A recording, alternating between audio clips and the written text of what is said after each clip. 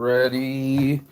Who's ready for some boom, baby? Boom! Rise and shine through the clouds. At least it's not raining today, but somebody's getting a new washer and dryer. And this morning, we're insane in the membrane. We're going to talk about the different ways of thinking between two human beings and the way that people communicate. This morning, I woke up, and there was a judgmental message from an unreliable model. Some girl I just met before the other day, just like yesterday, I think it was, wasn't it? It was yesterday, right?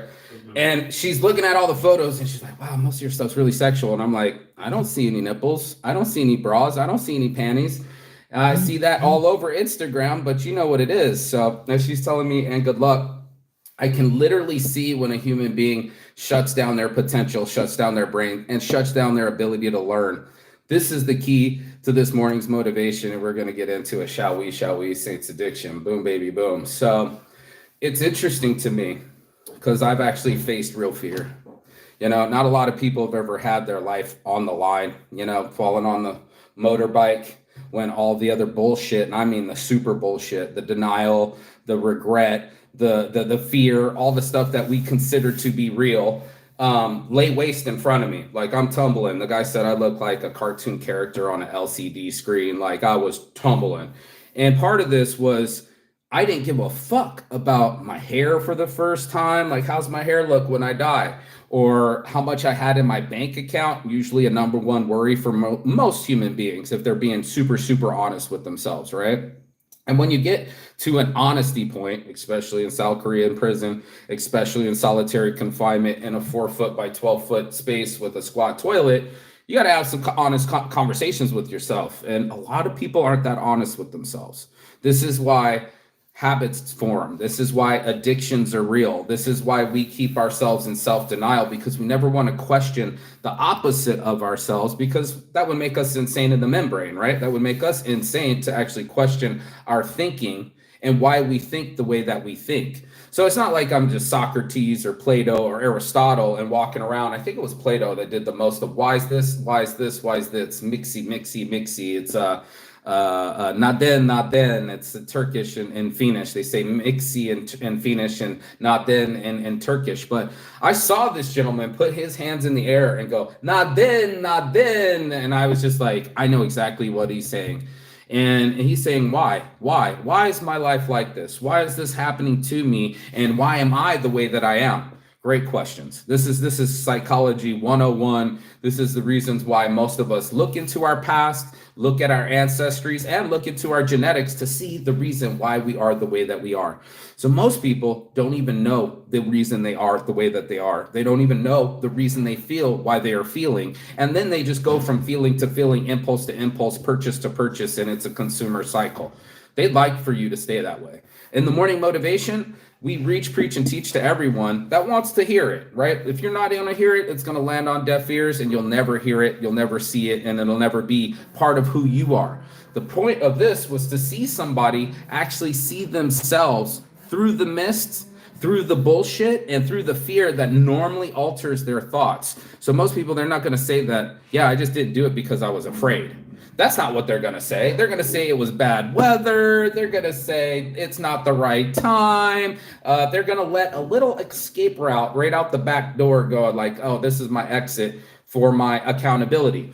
I was having this conversation with you, Mass, this morning about things you can't avoid, right? Like you can't avoid your diabetes. If you get diabetes, guess what? You got diabetes. We don't have a cure for it. AIDS. Good luck with that. You know what I mean? I'm sure you didn't want to have that sex, but you sure wanted to have that sex. But now that you had that sex, now you got AIDS. Unless you're Magic Johnson and then you got billions of dollars and that'll, take you away. We're always talking about these little percentages of exemplary things. Maybe it's grape, maybe it's AIDS, maybe it's something else like prison where you don't want to have the accountability for your decisions. But I'm here to say they're coming for you anyway. They're coming for you whether you like it or not. If you want to keep drinking, liver cirrhosis is coming for you. I'm sure you don't want to be in the hospital, but guess what? You sure wanted to have those drinks, right? And just like the person that had the sex, they were really wanting it, really horny, really wanting that desire. They just didn't want the outcome of the STD that they transmitted, sexually transmitted disease, And who does, right? Nobody wants to have the repercussions of their actions. We all want hindsight 2020. We all like to get in the reverse button or the reset button and go, you know what? Let me try again at duck hunt. You know what I'm saying? But that first gun I was shooting, that wasn't me. I didn't really want to shoot at those people, and I really don't want to be in that prison. But unfortunately, there isn't a rewind button. So there's an accuracy button on how accurate and accountable you are for your actions when they are happening. And that's when I zoned in on it. This was a aha moment for my eyes and my real eyes to realize my real lies. And it was just like, holy shit. I wrote down all the girls that I slept with. I'm like, there must be some minus karma points I'm missing in here. I wrote down all the trips that I took, Thailand, Finland, and Turkey. I wrote them all down. I was just like, maybe there's something in here. Why is this happening to me? Well, shit, it's taken me almost like 15 years since then to figure it out, but it makes me into a beast.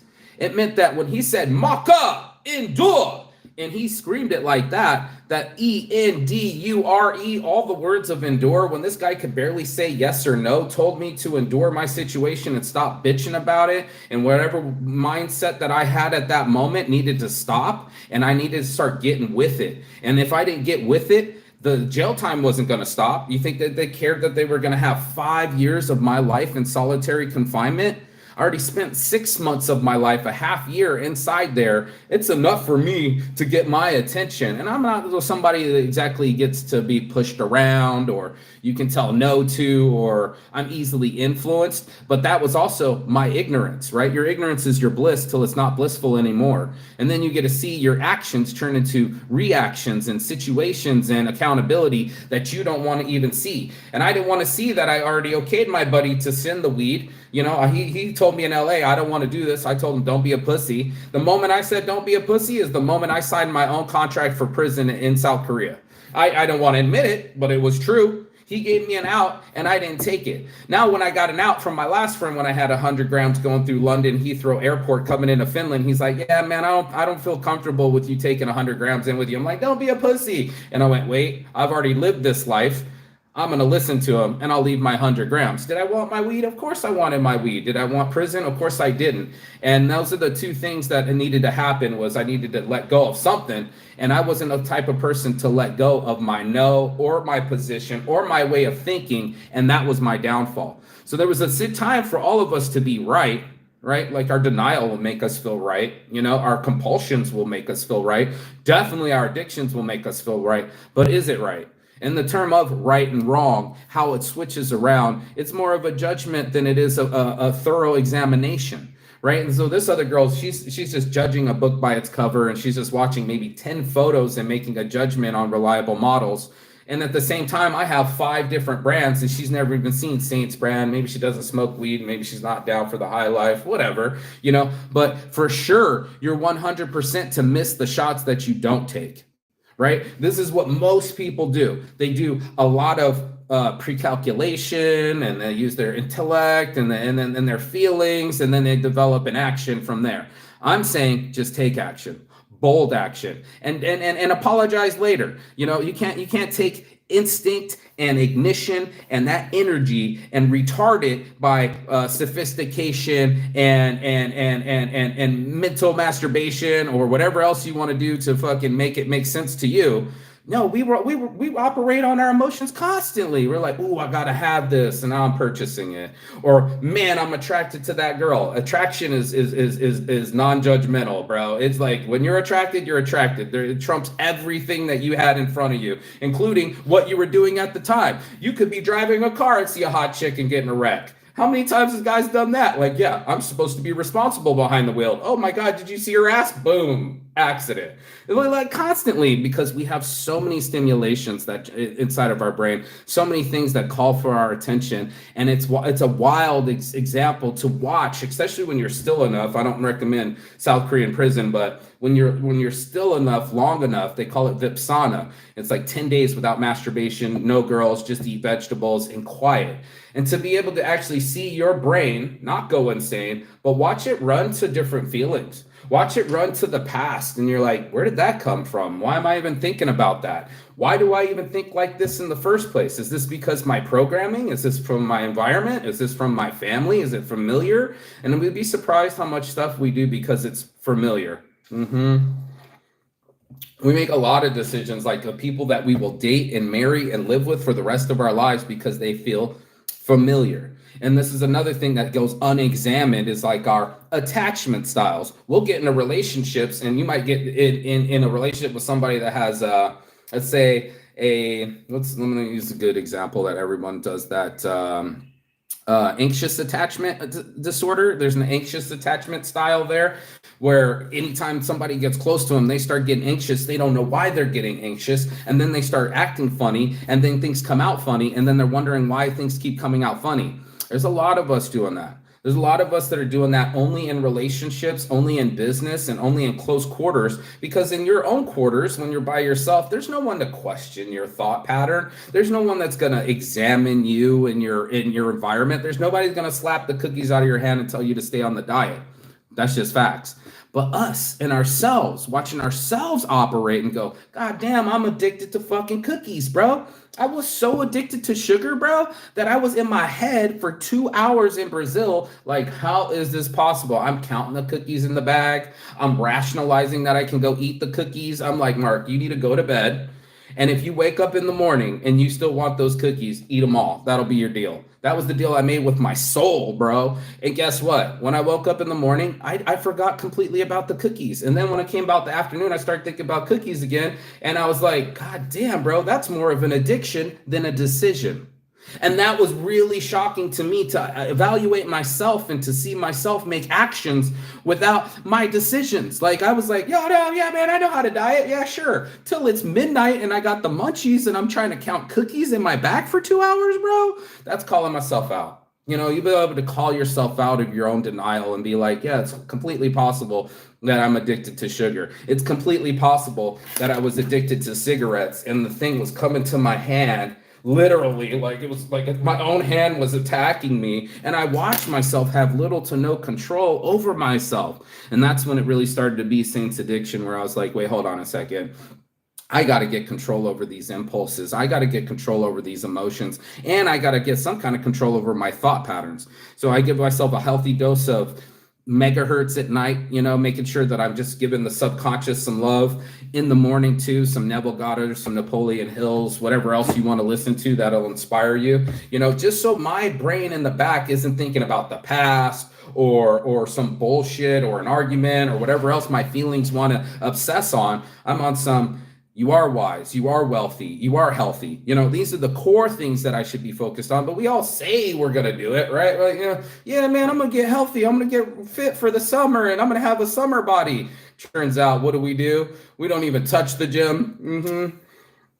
Nothing changes if nothing changes. That's what I was talking about yesterday. And because we don't know what direction we're going in, then it's hard to pick a different direction to go from. And that's what I started noticing. I just started noticing that people, they'll make themselves comfortable before they challenge their own authority, right? It's doubling down on, you can't tell me no. Well, South Korea told me no. Like, they, matter of fact, told me no. And I'm the type of person, you can't tell me no. I'll talk my way out of it. I'm a sales guy. You know, I'll find a way to a yes.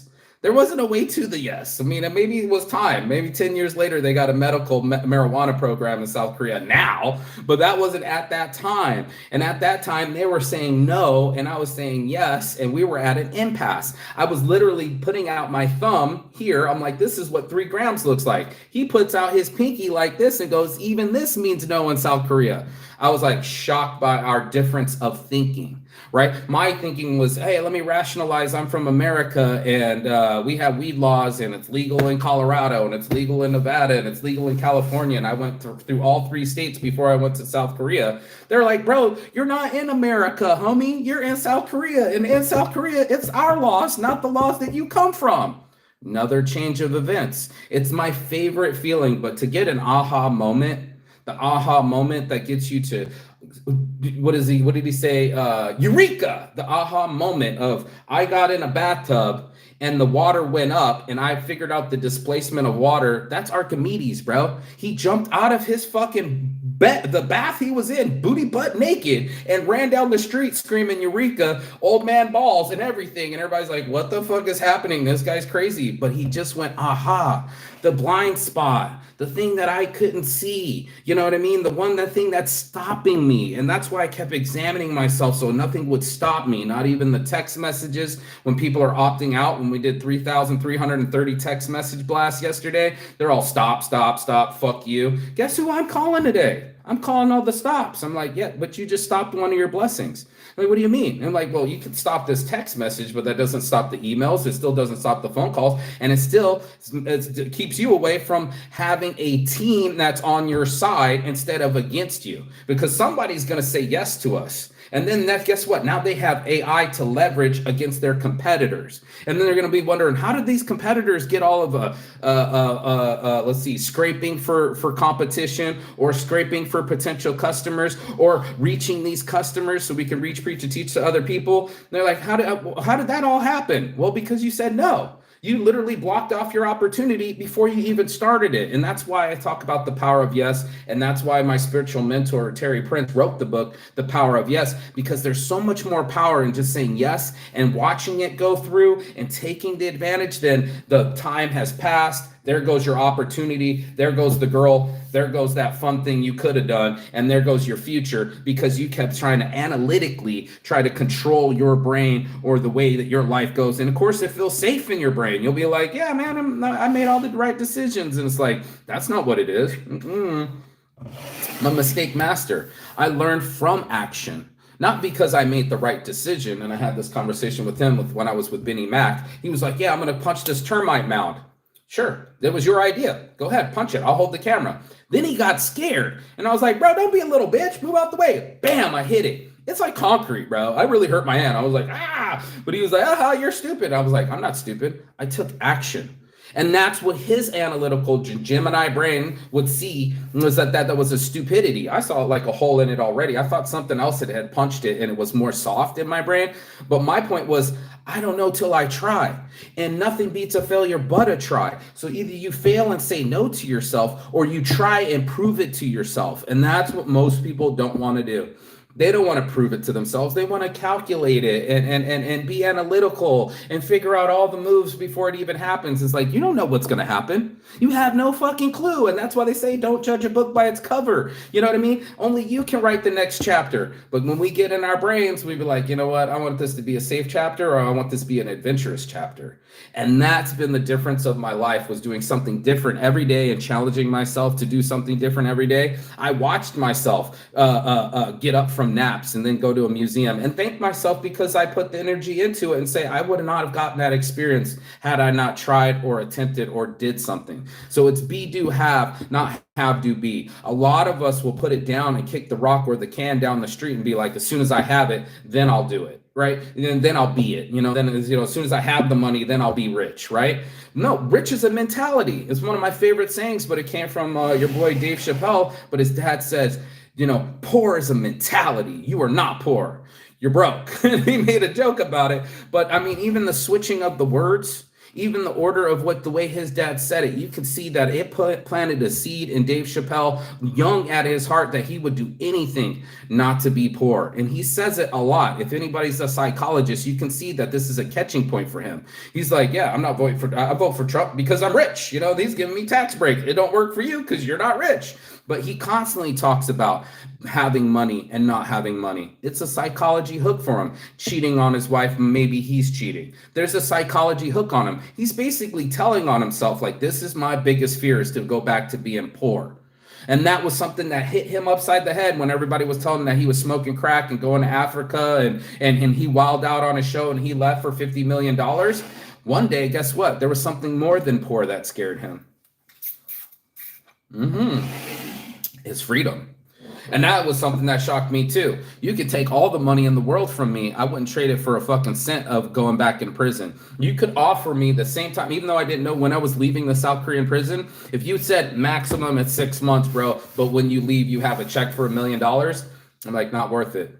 Not worth it. I can earn $1 million today, just with the right fucking conversation, just in the right mood and in the right mentality, not being insane in my membrane, and then I can let it loose instead of this guaranteed I don't even know if I'll get out of it. What if I get murdered in prison? Do I still get the $1 million? You know what I mean? It's not worth it. What if I gave you $1 million today, but you die tomorrow? Oh shit, time's more important than money in that situation, isn't it? This is quite interesting, right? And to watch myself be able to be wrong to myself, correct my behaviors, not afraid to make more mistakes, see my fear for what it really is, false expectations appearing real, and still do it anyway. Watch myself walk through the fire. It's such a blessing, bro. You can't buy confidence, man. And I was looking for it in every corner of this planet. It's always inside, just like your peace, just like you're calm, just like you're happy. It's an all inside job. Most of us were on the outside going like, you know what, as soon as I have it, then let me have this car, then I'll have the wife. And then you might have the wrong wife, bro. She almost might be just using you for your money and leave you as soon as you don't have that car. Didn't work, did it? We're looking for things that work, right? And that means putting your brain to work. That means challenging your behaviors. That's the hard part. A lot of us will just put the lip service out there and just be like, oh yeah, I'm gonna lose weight. Really? Okay, how much weight? Let's quantify this, right? And by when? And what's the plan? Oh, so you're gonna meal prep for the next 2 weeks and then it's gonna happen? Okay, that's a real definitive goal. That's the reason why most of our goals don't ever get achieved, is because they're not definitive. They have no end date, they have no weight, and they have no expectation, because guess what? We always leave that door on the exit to go like, I can always let myself off of my New Year's resolutions. Nobody's watching, it's just me. And then you don't even watch yourself disagree with yourself. Counteract the things that you actually said you would do, right? You know, like the 100 M's. 100 M's, he said he would. It's going to have to happen. What will have to happen then, more than just the lip service of saying 100 M's, it would have to be showing up and putting in the work. And that is the difference. That's what we did last night. And it felt good, didn't it, bro? Always feels good. Like, we really put in some work, bro. And they hit a button that hit 3,000 motherfuckers at one time. I was shocked. My phone was ringing all night just for people saying stop or don't want the message or whatever. But I was telling him, it's not the fact that they said stop. It's the fact that they had to read Intersect.ai before it said stop. So here's a word that they never heard before, and now they have it somewhere back there. So that's where I want to be. I want to be somewhere back there. So next time that they hear about AI, they're thinking of us. Or next time that they think of weed, they're thinking of weed on shirts. Or that I actually place people to think of me as shirts, weed, and business and AI. As long as whatever opinion they have of me, or like, you know, want to make fun of my beard this morning and all these other things that people keep trying to tease me about. Hey, they at least know about beards on shirts. Like, at least I get paid off of the attention instead of not just paying attention. I get paid off the attention. And that's what I knew was going to happen. It's like, sure, you can stare at me. I could be uncomfortable, but it'd be nice to have my hoodie on so that way you can purchase it. So it's not just you staring, it's you purchasing. And that was a flip that I made. You know, there's a lot of flips inside myself where it's just like, you're going to have honest conversations with yourself and go like, okay, am I really going to stick to this, or am I going to let that excuse store and rationalize it and let myself off the hook constantly? Or do I have the wherewithal to do my self-examination and say, I want to be all I want to be, and I can be as long as I choose to be. This is a major choice, but most of us, we let decisions happen through feelings. You know, it's just like, oh well, you know, I liked her, so I moved there, and you know, I didn't have to do any research on her attachment style, and now I'm married to her, and it would have been nice to know before it happened. You just decided not to do your homework. It's pretty simple. And a lot of us do that. We'll do that in our lives where we just didn't want to do the homework. We made a gut decision, an instinct decision, a quick decision, and now we're stuck with our destination. So before you get on the train, like the lady told me the other day, it's your responsibility to know what train you got on. She said it like 3 times. You know what I mean? I knew what train I got on. I was trying to go on the fast train, getting back on the same ticket that I got on. She didn't want to believe that. She wanted to charge me more for a different ticket because it was a different train. I was going from the same destination to the same destination that I paid for. We're at an impasse. Guess what? I still had to get off on the train. She would have kicked me off anyway, and I'd still told her to have a blessed day. Why? Because I'm not going to double down on her stupidity and her anger and her control and try to participate in her world. It was obvious to me that she wasn't budging. And at times when I don't budge as a bull, a Taurus bull, it usually comes from stupid stubborn.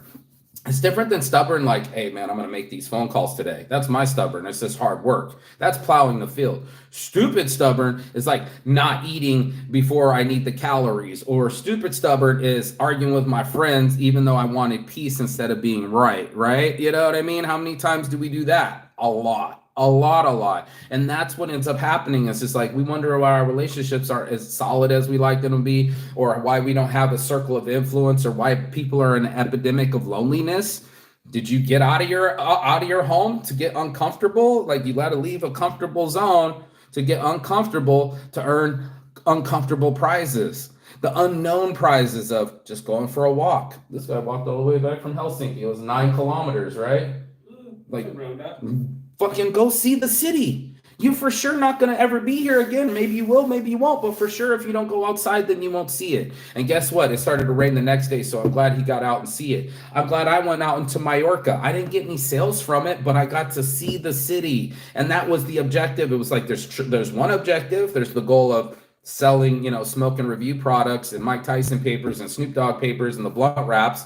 That was one objective that didn't get achieved, but I also got exercise. That's a cool objective. I'll take that. My eyes got to see all of Mallorca. I'll take that as well. And I got outside and I wasn't near my friend that was like really in a bad mood and didn't come to anywhere with me. He didn't take me to the beach. He didn't want to fucking do anything. He just sat inside his house and smoked weed. Fine, feel comfortable with what your decisions are going to make you do. But I want to do something that makes me uncomfortable because I know there's some unknown prizes in my uncomfort zone. So my comfort zone, those prizes I know. You know what I mean? I already know these prizes. It's the same results that I've been getting. But to get unknown results, to get past my blockages, I'm thinking like somebody like, what's his name? Not Tony Hsieh, but what's the other ones? Tiger Woods.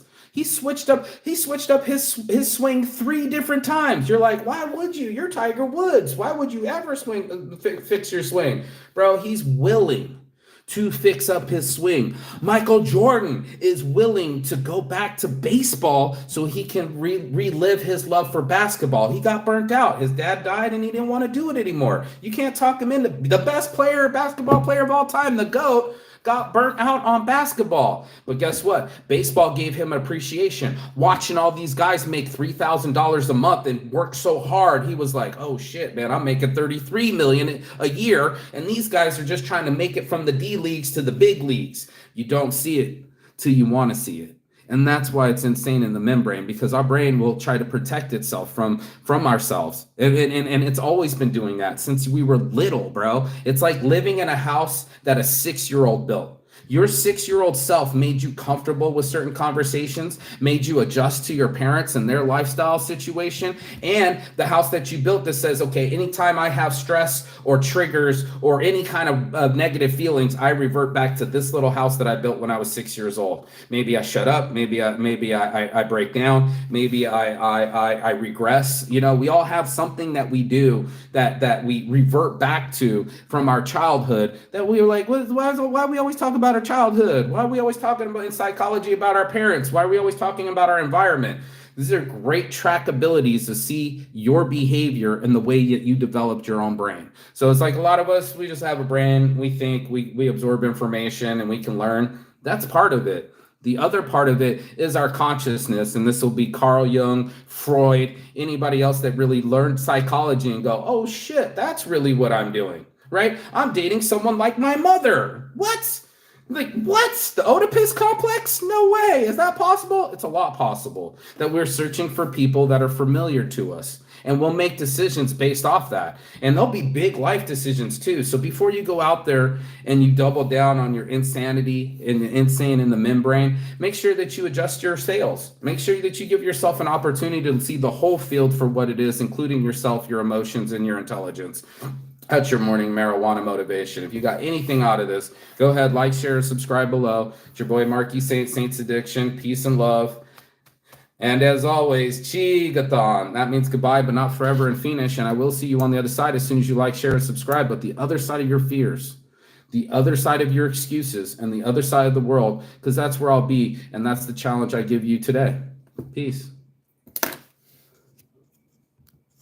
Saints Addiction, Mostly Saints, Las Vegas Original.